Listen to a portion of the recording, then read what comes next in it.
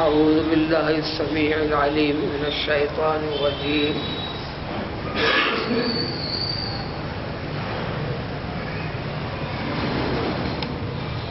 لا إكراه في الدين قد تبين الرشد من الغي فمن يكفر بالطاغوت ويؤمن بالله فقد استمسك بالعروة الوثقى لا انفصام لها والله سميع عليم.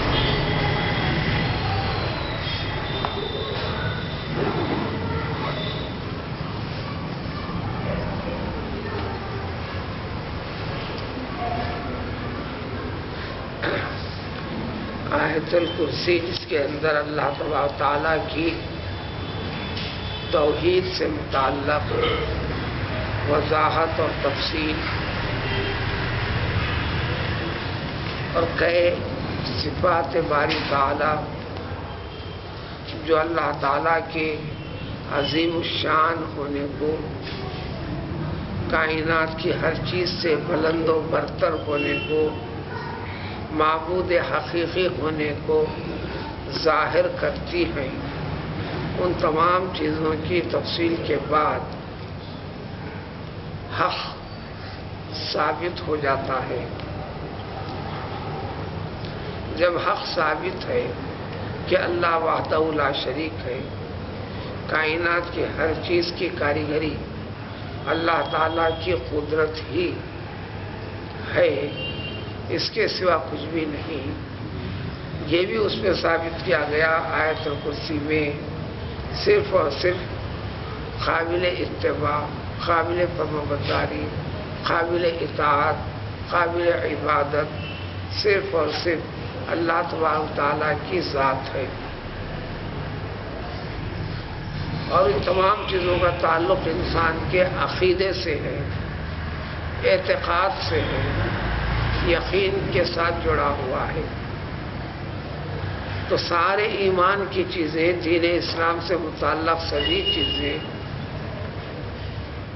ہر چیز کے کرنے سے پہلے اس میں بنیادی چیز کا جو رول ہے، کردار ہے، وہ اعتقاد ہے، وہ یقین ہے۔ جب یہ چیزیں ہو گئیں تو زبردستی ان ساری کی ساری چیزوں کا تعلق زبردستی دباؤ کا اس میں کوئی تعلق نہیں ہے۔ لہذا ارشاد ہے کہ لا اکراہ فی الدین، دین کے معاملے میں دین سے مراد ایمان ہے، دین سے مراد دین اسلام ہے، دین سے مراد لا الہ الا اللہ ہے، دین سے مراد یہی آیت الکرسی میں جن چیزوں کو ثابت کیا گیا، بتایا گیا، اس کے اوپر یقین رکھ کر قائم اور باقی رہنا دین ہے۔ اس چیز کے قائل کرنے کے سلسلے میں کسی کے اوپر دباؤ نہیں ہے۔ دباؤ والی جو چیزیں ہوتی ہیں، میں ایک چیز ناپسند کرتا ہوں اور چاہتا نہیں ہوں، کسی کا دباؤ میرے اوپر، اب میں کرتا ہوں تو دباؤ کی بنیاد پر کرتا ہوں، جبر کی بنیاد پر کرتا ہوں، ظلم و زیادتی کی بنیاد پر کرتا ہوں۔ تو دین کے اندر کسی بھی قسم کا دباؤ نہیں ہے، بلکہ اعتقاد، یقین انسان کے دل سے تعلق ہے۔ انسان کے دل میں جب یقین آنے کے بعد پھر اس کے بعد زبان سے اقرار، پھر اس اقرار والی کیفیت کا مظاہرہ عمل کے ذریعے سے کرنے کا نام دین ہے، دین اسلام ہے۔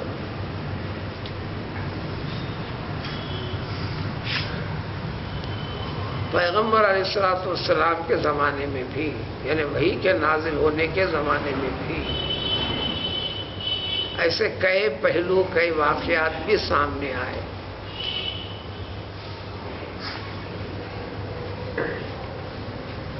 بعض یہودیوں نے ایمان قبول کیا، ایک اچھی خاصی بڑی تعداد ایمان لائی ہوگی، ان میں قابل ذکر سر فہرست جن کا نام ہے حضرت عبداللہ بن سلام رضی اللہ تعالیٰ عنہ. ان کا نام سر فہرست اس لیے ہے کہ یہودیوں کے علماء میں سب سے بڑے عالم، اللہ تعالیٰ کی کتاب تورات کے سب سے زیادہ واقف کار، حقائق کو جاننے اور سمجھنے والے تھے، اور جو علم اور علمی کمال میں سب سے بڑا ہو جاتا ہے اس کے معتقدین فالوورسوں کی بھی ایک بڑی تعداد پیدا ہوتی ہے.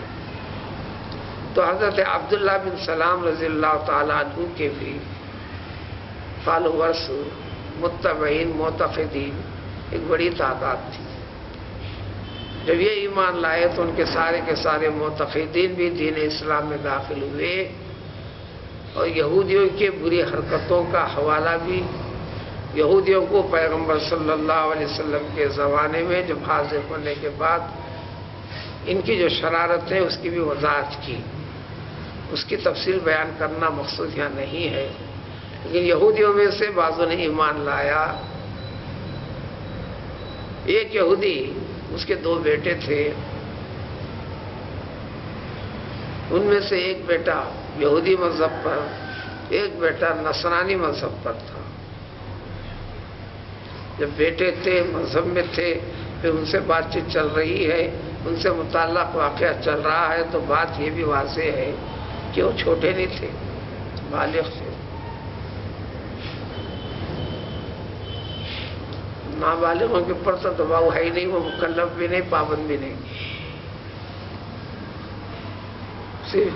صرف اور صرف کسی ایک طریقے کی عادت ڈالنا اور دلوانا ہے،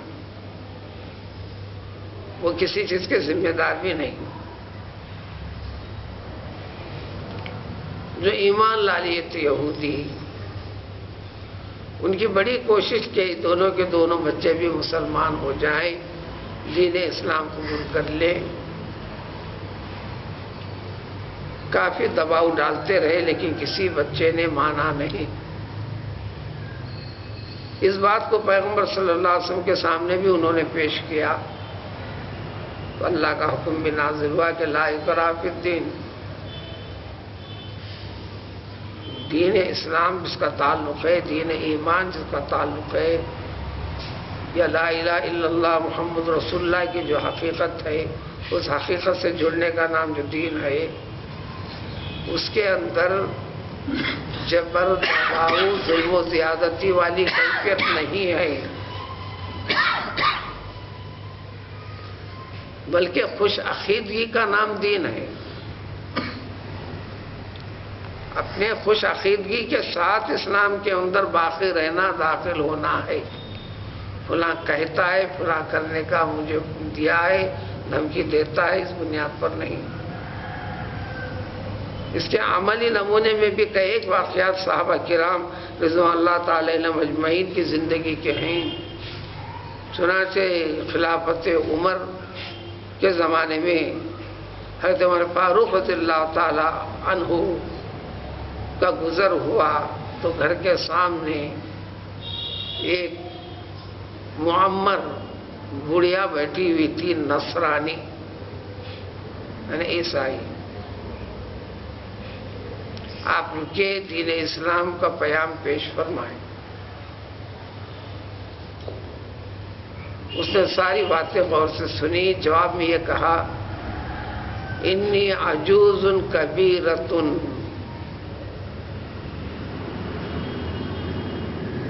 اقرب الی الموت.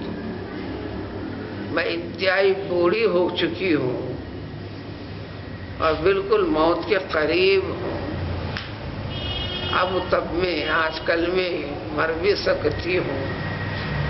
اے عمر، کیا اس آخری عمر کے لمحات کے اندر میں اپنا مذہب چھوڑ دوں، عیسائیت چھوڑ کر اسلام قبول کر لوں؟ اس قسم کے باتیں کرنے لگی تو حضرت عمر فاروق رضی اللہ تعالیٰ عنہ یہ کہہ کر آگے بڑھ گئے کہ لا اکراہ فی الدین. آگے بڑھ گئے. زبردستی دین قبول کروانا نہیں ہے. حضرت عمر فاروق رضی اللہ تعالیٰ عنہ کی شخصیت سب کے سامنے آیا ہے، ظاہر ہے، ان سے ہم کلام ہونے کو بھی کوئی گھبراتا تھا، لیکن حق بات جب کوئی بھی بات جب کہہ دے اصولی اور معقول تو فوراً آپ عدل و انصاف کے اوپر قائم رہا کرتے تھے، عدل و انصاف کا مجسم نمونہ تھے آپ۔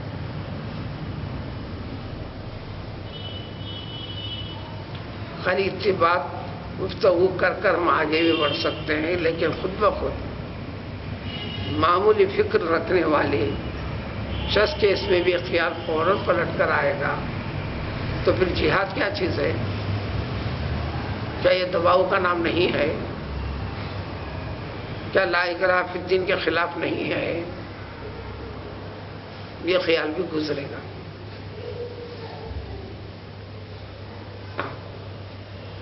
تو جہاد نام کی جو چیز ہے یہ ہرگز دین میں دباؤ نام کی چیز نہیں ہے۔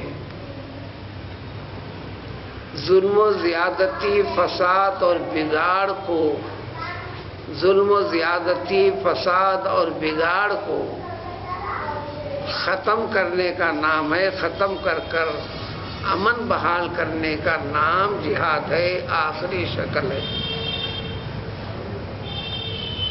اگر جہاد اکراہ فی الدین اگر ہوتا تو جہاد کے بعد، غلبہ پانے کے بعد، وہ لوگ جو دین قبول کرنا نہیں چاہے،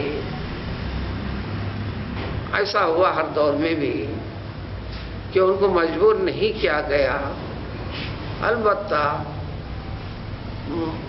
مسلم مجلس انتظامی کے تحت تمہیں رہنا ہے یا اس مملکت میں رہنا ہے تو ذمہ بن کر رہنا پڑے گا، یعنی بشکل ٹیکس ادا کرنا ہوگا، اس بات کا ٹیکس کہ تمہاری جان کے، مال کی حفاظت ہم کریں گے، عام انسانی حقوق جو سب کو حاصل ہیں وہ تم کو بھی رہیں گے، آزادی کے ساتھ تم کاروبار مسلمانوں کے درمیان میں رہ کر کر سکتے ہو۔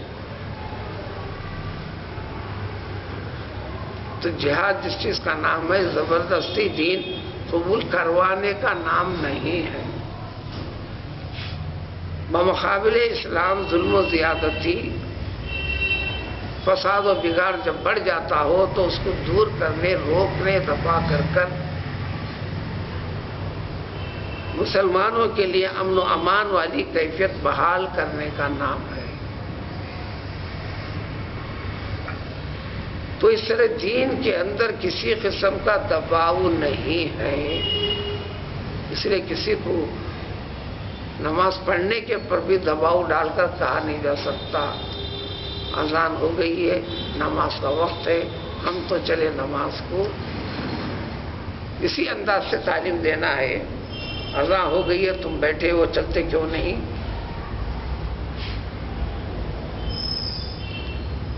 غیر حکمت والا طریقہ اختیار کرنے سے بھی منع کیا گیا، اس لیے کہ بات صحیح ہے لیکن بتانے کا طریقہ، ڈھنگ غلط ہے۔ اس غلطی کے نتیجے میں ایک امکان یہ بھی ہے وہ نفسانی کیفیت کے اوپر آ کر تمہارے کہنے پر میں تو اب نماز نہیں پڑھوں گا کا دعویٰ بھی کر دیتا، اعلان کر دیتا۔ اس نے تو اعلان کیا لیکن اس کو منکر بنانے میں آپ کا غلط انداز سبب بنا۔ مذہب کے اندر 20 چیزیں ہیں۔ ایک مجلس میں حضور صلی اللہ علیہ وسلم نے فرمایا کہ سب سے برا شخص وہ ہے جو اپنے ماں باپ کو گالی گلوچ کرتا ہے۔ صحابہ نے پوچھا یا رسول اللہ صلی اللہ علیہ وسلم کیا ایسا بھی کوئی کمبخت ہے اپنی ماں کو، اپنے باپ کو گالی گلوچ کرتا ہے؟ اس زمانے کی بات، اس زمانے میں تو 20 واقعات منظر پر موجود ہیں، صحیح تربیت نہ کرنے کے نتیجے میں۔ تو صحابہ نے جب دریافت کیا کیا کوئی بھی ایسا کمبخت ہے جو اپنے ماں باپ کو گالی گلوچ کرتا ہے، تو آپ نے فرمایا کہ ہاں، وہ اس طریقے سے کہ تم اپنے ماں باپ کو گالی نہیں دیتے، لیکن تم غصے میں جس کی خصومت رکھے ہو اس کو کہتے ہیں کہ تیرا باپ ایسا، تیری ماں ایسا۔ اب وہ جواب میں اپنے غصے کو ظاہر کرنے کے لیے جب تم نے کہہ دیا اس کی ماں کو اس کے باپ کو مخاطب کر تو جواب میں وہ تیری ماں تیری باپ کر مخاطب ہو کر جواب میں تم کو گالی دیتا ہے، تو اب وہ تمہارے ماں کو تمہارے باپ کو گالی دینے کا جو ذریعہ بنا وہ تم بنے۔ اگر تم اس کے ماں باپ کو گالی نہ دیتے تو وہ بھی اپنے غصے کے اظہار میں تمہارے ماں باپ کو درمیان میں نہیں لاتا ہوتا۔ تو اس طرح تم نے اپنے ماں باپ کو گالی دی، تو جس میں سبب بن جاتا ہے انسان، ذریعہ بن جاتا ہے، اس کا وبال بھی اس کے اوپر لوٹ کر آتا ہے۔ تو دین اسلام تو ایک خوش عقیدگی کا نام ہے، اعتقاد یقین سے تعلق رکھنے والی چیز کا نام ہے کہ وہ ماں کے قد تبین الرشد من الغی، غی گمراہی، ضلالت، باطل پرستی، اس کے مقابلے میں رشد، یہ اردو میں بھی استعمال ہونے لگا، رشد و ہدایت۔ تو رشد کے معنی ہدایت یعنی دین کی حقانیت، ہدایت بمقابل بغاوت، ہدایت بمقابل ضلالت و گمراہی، صاف واضح ہے، واضح اس دلائل کے ساتھ۔ سب سے بڑی دلیل پیغمبر صلی اللہ علیہ وسلم کا آ جانا، پھر اللہ تعالیٰ کے کلام کا سامنے ہونا، اس کے ذریعے سے دلائل کو پیش کرنا، پھر اس آیت الکرسی کے ذریعے سے اللہ رب العزت کی کبریائی، بڑی شان کی وضاحت و تفصیل کا جو ذکر ہے اس کو ملحوظ رکھنے کے بعد یہ رشد کیا ہے، یہ ضلالت و گمراہی کیا ہے، دو باتیں صاف صاف ہیں۔ اب تقاضا یہی ہے کہ حق والی چیز کی طرف انسان مائل ہو، یقین رکھے، اس کو اختیار کرے، صاف صاف کھلم کھلا واضح دونوں میں امتیاز اور فرق کر دیا گیا، تو پھر دباؤ کی کیا ضرورت ہے؟ بیسیوں چیزیں دباؤ کے رہتے ہیں، اغراض کے ساتھ جڑتے ہیں، اسی غرض کے ساتھ جو جڑی ہوئی چیزوں کے پہلو کے لیے اس آیت کے بعد ایک آیت، پھر اس کے بعد والی آیت سے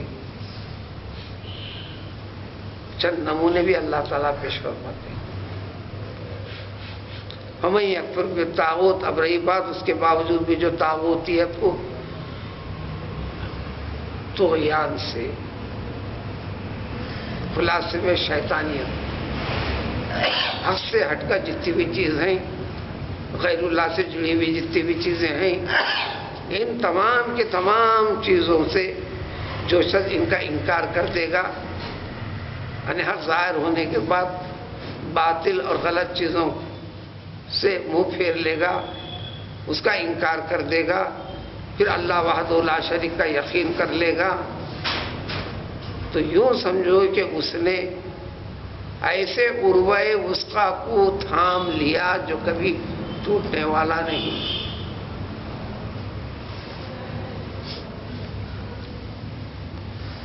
اس کا انتہائی مضبوط، اس میں کبھی ٹوٹنے، اس کے بندھن کے کھلنے کا امکان نہیں۔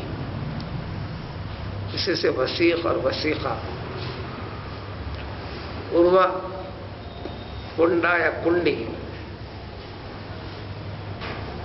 مضبوط ایسی کنڈی دین اسلام کو اللہ نے ایک چیز سے تشبیہ دی کہ اس میں کھولنے کی کوشش کرنے کے باوجود بھی کنڈی نہ کھلنے والی، نہ ٹوٹنے والی، اس چیز کو جب کوئی شخص مضبوطی سے پکڑ لیا تو اس کے ٹوٹنے کی فکر نہیں، تو گرنے کی فکر نہیں، ہلاک و برباد ہونے کی فکر نہیں۔ یہ اور بات ہے کہ آپ اس کنڈی کو، پکڑی ہوئی کنڈی کو چھوڑ دیں تو ہی گرو گے۔ اچھی موٹی رسی کی بندھن کو گھیٹی کو بھی عروہ کہیں گے، کسی بھی چیز کی جو کنڈی جس کو پکڑتے ہیں اس کو بھی عروہ کہیں گے۔ اس لیے دین اسلام کی تعلیمات سے متعلق عربی کے اندر کئی کتابیں ہیں العروۃ الوثقی کے نام سے، اور کئی عربی کے اندر آرٹیکلس ہیں العروۃ الوثقی کے نام سے، یعنی دین اسلام کی حقانیت اور اس کی مضبوطی۔ انسان اس مادی زندگی سے جڑا ہوا ہے، یہ وہ چیزیں کنڈی وغیرہ، رسی پکڑنا، جو کمزور ہونا، خوی ہونا، یہ انسان کی زندگی کے اندر داخل ہیں۔ اس کے ذہن سے قریب تر کرنے والی چیز کا ایک ذکر کر کر کہ ایمان کے اس عقیدے کے ساتھ جو داخل ہو جائیں گا تو اب یقیناً وہ پختہ مومن مسلمان ہے۔ واللہ سمیع علیم، اب اس کے بعد تم کیا کہتے ہو، ہر چیز کو تمہارا رب خوب جانتا ہے، اور علیم خوب سنتا بھی ہے اور جانتا بھی ہے۔ کہ ان تمام چیزوں کے خلاصے میں فرماتے ہیں کہ یقیناً اللہ تعالیٰ جو بھی ایمان لائے ان کا ولی ہے، یعنی اس خوش عقیدگی کے ساتھ دین میں جو داخل ہو گیا، اللہ والا ہوا، اللہ والوں کے ساتھ تعلق ہو گیا، اور اللہ کا تعلق بندے کے ساتھ ہوگا طریق رحمت اور مہربانی۔ نافرمان بندوں کے ساتھ بھی اللہ ہے، کائنات کی ہر چیز کے ساتھ بھی اللہ ہے، ان کے ساتھ بطریق لعنت، غضب، غصہ، قہاریت کی، لیکن حیات دیا ہے، مدت دیا ہے، اس کی تکمیل اللہ تعالیٰ فرماتے ہیں زندگی کے لیے ضروری چیزوں کے اندر اس کو بند نہیں کرتے، کچھ تفاوت کے ساتھ یا کبھی زیادتی کے ساتھ۔ نافرمانوں کو کبھی بہت زیادہ کر دیتے ہیں، دولت والا معاملہ، خوشحالی والا معاملہ، قرآن میں کئی جگہ نمونے اکثر جگہ تنگ کر دیتے ہیں، کبھی تنگ کر دے کے اس تنگی کے دروازے کو بند کر دیتے ہیں، خوشحالی کا دروازہ وسیع کر دیتے ہیں تاکہ اس کی ضلالت و گمراہی کے اندر اسی کے اندر ہوتا چلے جائے، بڑے عذاب کا وہ مستحق ہو جائے۔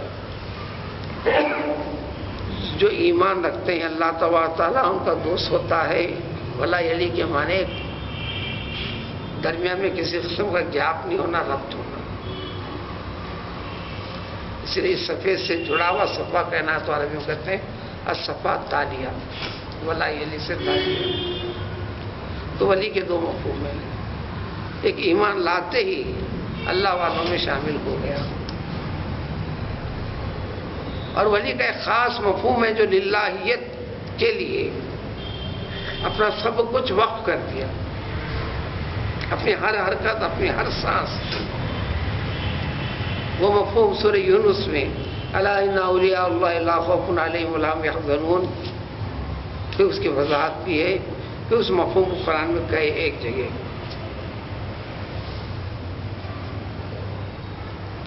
تو یہ لوگوں کو جو ایمان لا لیتا ہے تو اللہ تعالیٰ انہیں تمام گمراہیوں سے نکال کر نور یعنی ہدایت کے سارے راستے اس کے لیے آسان کر دیتے ہیں۔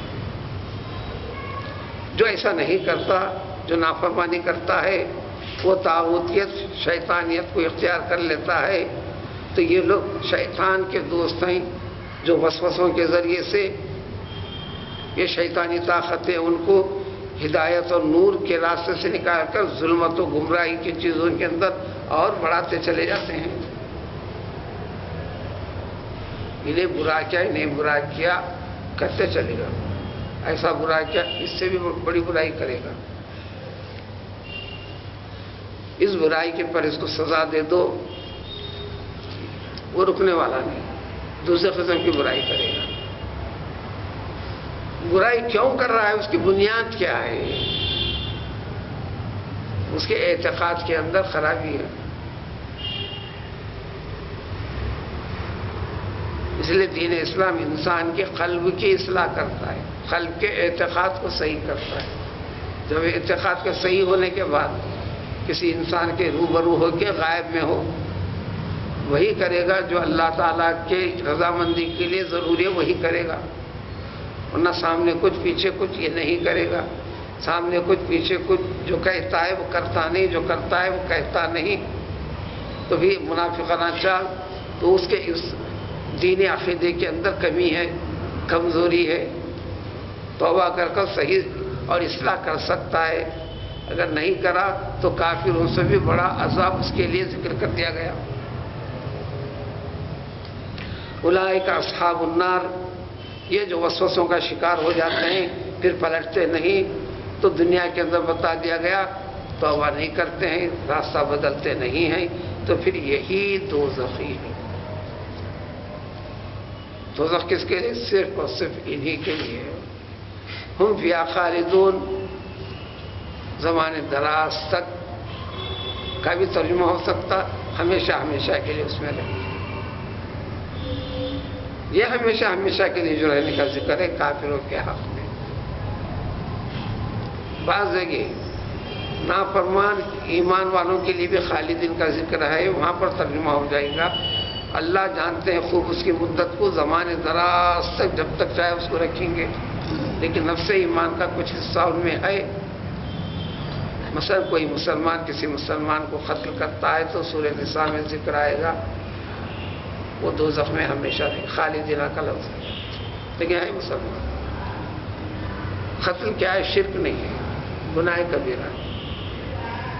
قتل کیا ہے؟ گناہ کبیرہ ہے، شرک نہیں ہے. جب شرک نہیں ہے تو ایمان ہے. ایمان کا تقاضا ہے کہ ایک وقت دوزخ سے نکلے گا، جنت میں جائے گا. پھر خالدین کی تاکید مسلمانوں کے دیگر گناہوں کے بارے میں خالدین کا لفظ نہیں ہے، لیکن مسلمان کسی مسلمان کو قتل کرتا ہے تو اس کی سزا کے بارے میں، قتل کرنے کے ارادے سے کرتا ہے تو اس کے بارے میں ہمیشہ کے لیے دوزخ. عام وجہ سے اگر اس وجہ سے دونوں ایک دوسرے کے قتل کے در پہ ہیں، آمنا سامنا ہوا، ایک کا میں ہوا ایک بچا. حضور صلی اللہ علیہ وسلم وضاحت فرما دی القاتل والمقتول فی النار، قتل کرنے والا بھی جس کا قتل ہوا دونوں کے دونوں دوزخ میں. صحابہ نے تعجب سے پوچھا یا رسول اللہ صلی اللہ علیہ وسلم قاتل دوزخ میں جائے گا، یہ سمجھ میں آنے والی بات ہے، مقتول مظلوم ہوا نا وہ کیوں؟ تو آپ نے فرمایا اگر انہیں قتل نہ کرتا تو یہ اس کو قتل کرتا. دونوں ایک دوسرے کی جان لینے پہ پڑے ہوئے ہیں، جان لینے میں کامیاب یہ ہو گیا، اس لیے لوگوں کی نظروں میں قاتل یہ ہوا. اس کا عکس بھی ہو سکتا تھا، ارادے میں دونوں ایک ہیں اور عمل کو انجام دینے میں بھی دونوں آگے ایک دوسرے کے ساتھ ہوئے، لڑے، آمنا سامنا کیے. تو ان کے لیے سزا بڑی سزا ہے. کب تک ہے اللہ تعالیٰ کو وہ بہتر جانتے ہیں. لیکن کافروں کے حق میں دائمی سزا ہمیشہ ہمیشہ کے لیے ان کے لیے مقام ٹھکانا یہی ہے. بعض صورتیں انسان کو جو وسوسے طاغوتی والی طاقتیں اور قوتیں ایمان سے ہٹاتے ہیں، حق اور روشنی بتانے والا بھی آیا تو اس سے استفادہ نہیں کرتے. اس قسم کی ایک جھلک، ایک نمونے کے طور پر نمرود سے جڑا ہوا واقعہ بواسطے پیغمبر حضرت ابراہیم علیہ السلام جو دین کی بات فرمائے تھے، اگلے آنے والی آیت میں تفصیل